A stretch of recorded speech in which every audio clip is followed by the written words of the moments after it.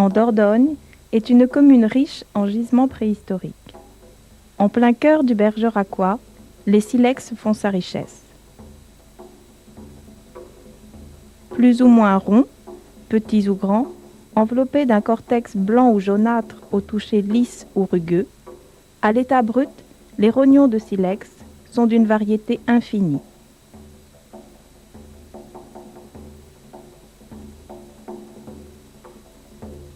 Des formes suggestives se remarquent parfois, ou torturées, comme ici ces géodes, dans lesquelles silex et silex s'imbriquent inextricablement.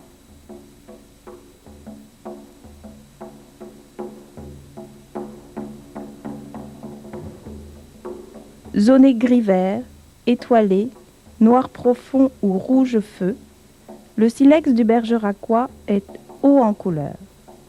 Palette appréciée des hommes de la préhistoire jusque dans la lointaine vallée de la Vézère. Avant l'homme, la nature aussi travaille la pierre. Ainsi, le gel fait éclater la matière en gonflant l'eau qu'elle contient. Ce sont ces cupules aux bombées bien symétriques, si caractéristiques, myriades de petites cavités, éclats géants ou véritables sculptures du silex. Les silex taillés par l'homme présentent un profil bien différent, asymétrique, avec un bulbe de percussion plus ou moins marqué selon l'outil utilisé. Le biface, objet fini, est l'aboutissement d'une longue chaîne opératoire.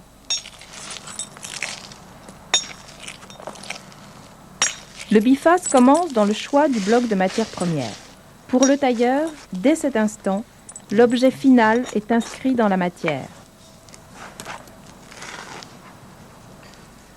La mise en forme du bloc brut commence avec le débitage de grands éclats. Le cortex est enlevé.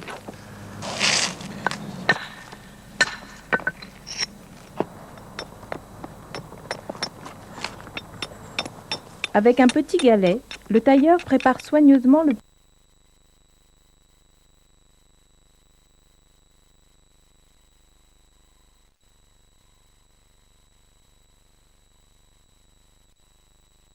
grands éclats. Le cortex est enlevé.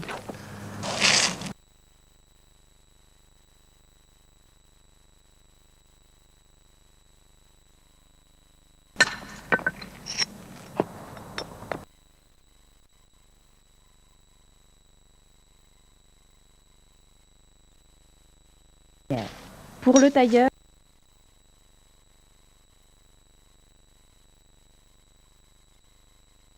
percussion plus ou moins marquée selon l'outil utilisé. Le biface, objet fini, est l'aboutissement d'une longue chaîne opératoire.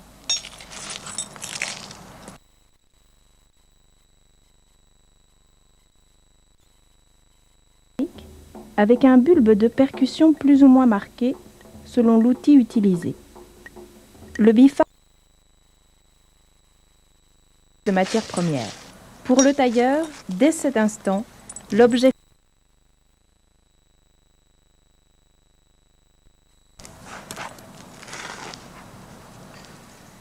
La mise en forme du bloc brut commence avec le débitage de grands éclats.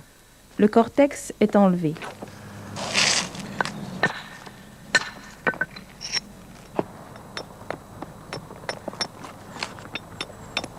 Avec un petit galet, le tailleur prépare soigneusement le point d'impact. De lui dépend la réussite des enlèvements.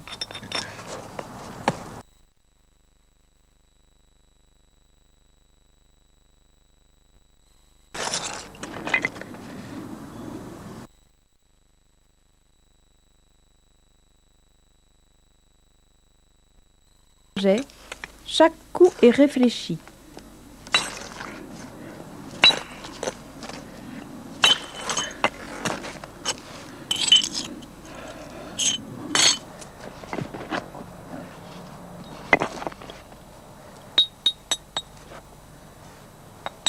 Une préforme se dessine dans laquelle se lie le biface recherché.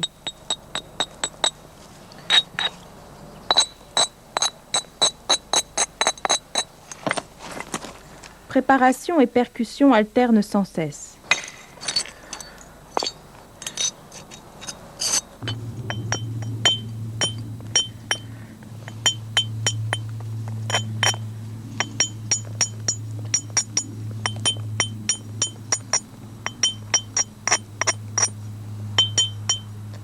Mais pour le façonnage, les enlèvements recherchés sont plus fins, les outils plus légers et les gestes plus minutieux.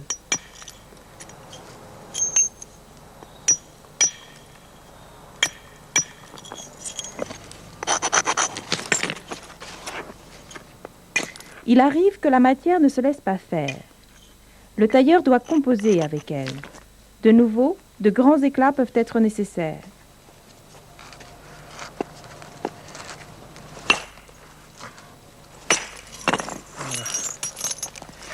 Nettoyer un peu.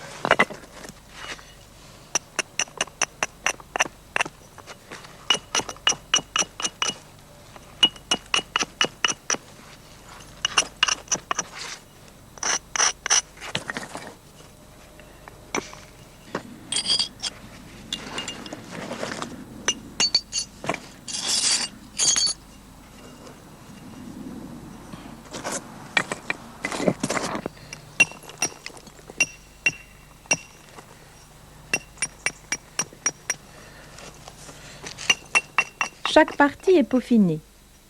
Le talon, la pointe,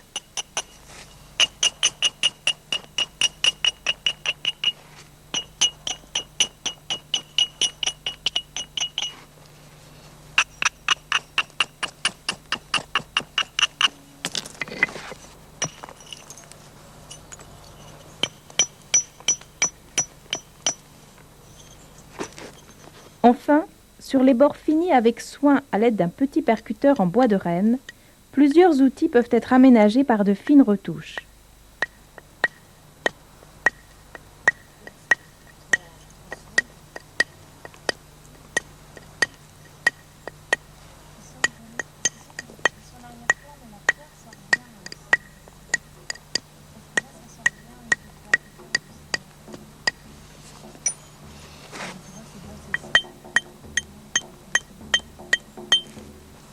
Voilà.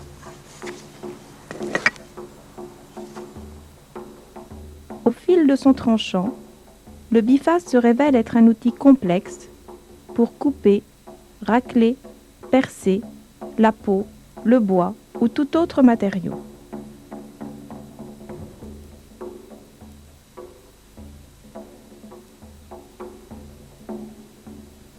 Les débitages levallois apparaissent au Paléolithique inférieur, vers 400 000 ans.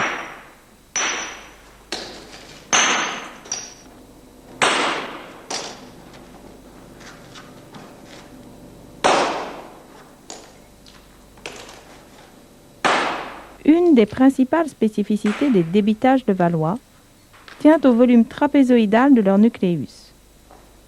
C'est ce volume particulier que le tailleur va chercher à mettre en forme dès les premiers éclats tirés du bloc brut de matière première.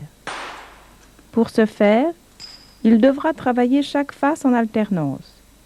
De ce travail, qui peut paraître répétitif, naîtra la cohérence volumétrique et technologique du nucléus.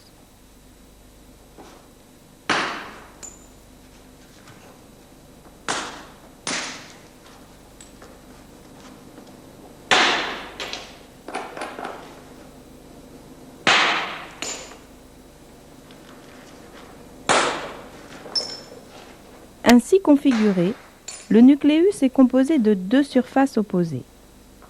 L'une, dite surface de débitage, présente de faibles convexités. C'est à ces dépens que seront obtenus le ou les éclats recherchés. L'autre, aux convexités plus marquées, est dite surface de préparation des plans de frappe. Elle sert à maintenir les critères techniques de prédétermination des éclats désirés. L'intersection des deux surfaces forme une charnière qui servira de guide pour le détachement des enlèvements à venir.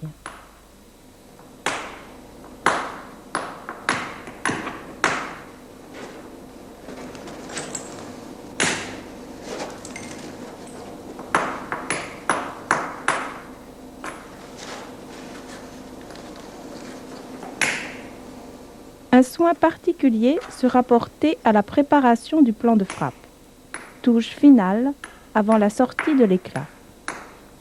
Outre la bonne mise en forme des critères techniques nécessaires à tout plan de frappe, ceux des débitages levallois devront répondre aux besoins d'une percussion directe à la pierre.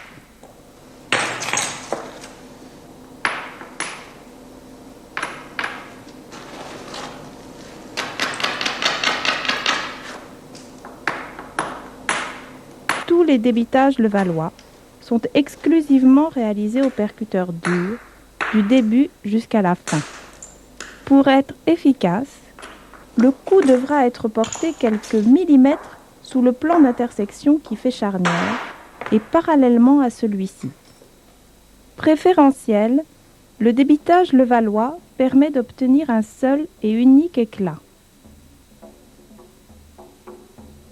Le levallois permet la production d'éclats en série, tous volontairement différents, avec des nucléus bien distincts.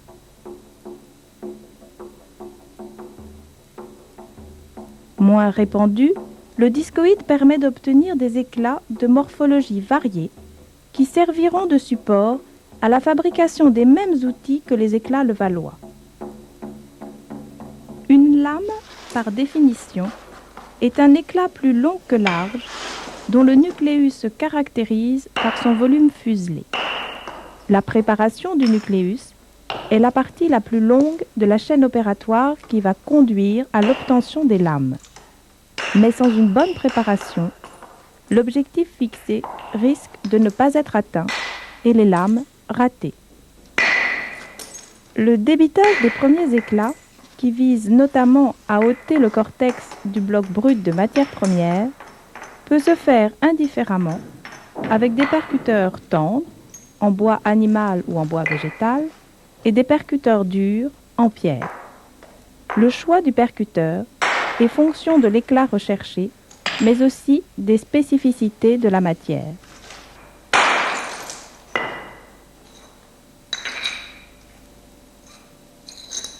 Le tailleur doit toujours composer avec les surprises que la matière lui réserve. Un fossile, une fissure, une impureté ou une erreur le forceront à adapter son schéma opératoire sans perdre de vue son objectif, sauf à le contraindre d'abandonner.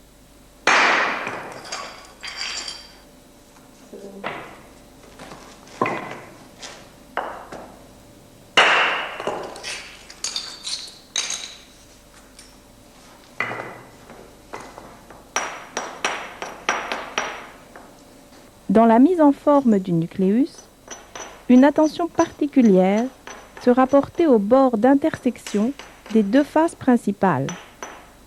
Cette extrémité saillante comme une arête, dont le tailleur peaufinera le plan de frappe afin de s'assurer du bon détachement de la première lame.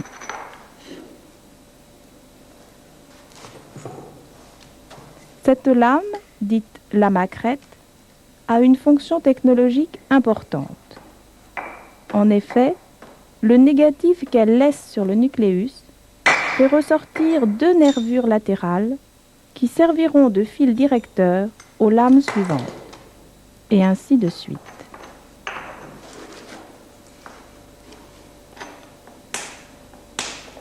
Une, deux, trois, plus d'une dizaine de lames peuvent être obtenues de cette façon, successivement, avec une simple préparation du plan de frappe entre chaque coup porté. Cette préparation pourra être faite avec de petits percuteurs en pierre, mais seuls des percuteurs de légère densité permettront de sortir des lames au profil rectiligne, percuteurs en calcaire ou percuteurs en bois végétal.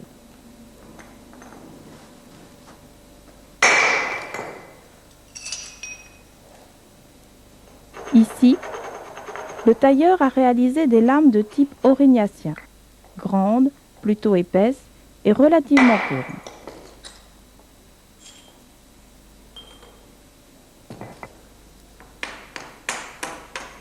Selon les époques, il existe différents modes de débitage, mais la production de lames comme de lamelles répond toujours à la recherche d'un produit standard obtenu en série.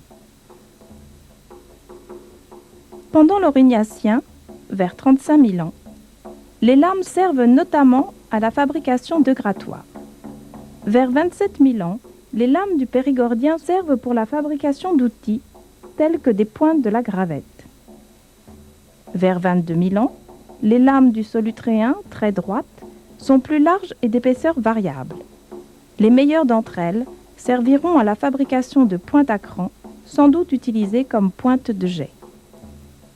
Vers 16 000 ans, au Magdalénien, les lames sont plus fines et plus courbes. Elles servent de support à la fabrication d'outils comme des raclettes et des grattoirs. Dans la salle d'exposition de Creil, sur une vaste table de travail, vous retrouverez les outils de la préhistoire aux côtés de leurs équivalents contemporains. Vous pouvez les essayer pour scier, racler, gratter ou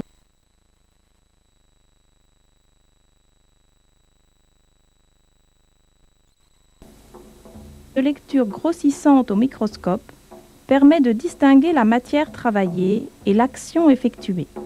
Coupe de végétaux, raclage d'os ou raclage de peau. Aujourd'hui, le matériel archéologique est minutieusement prélevé au cours de fouilles qui mettent au jour les vestiges des occupations humaines de la préhistoire. À Creil, le site de Barbas est une des fouilles les plus importantes de Dordogne. On y connaît la plus ancienne installation humaine de la région, datée d'au moins 500 000 ans. Et jusqu'au Paléolithique supérieur, l'homme viendra régulièrement s'y installer. Comme en témoignent les très nombreuses couches archéologiques qui composent la stratigraphie du site, rappelant l'histoire des hommes, mais aussi des sols. Nous les avons reconstituées pour vous, afin que vous puissiez non seulement les voir, mais aussi les toucher, rare privilège.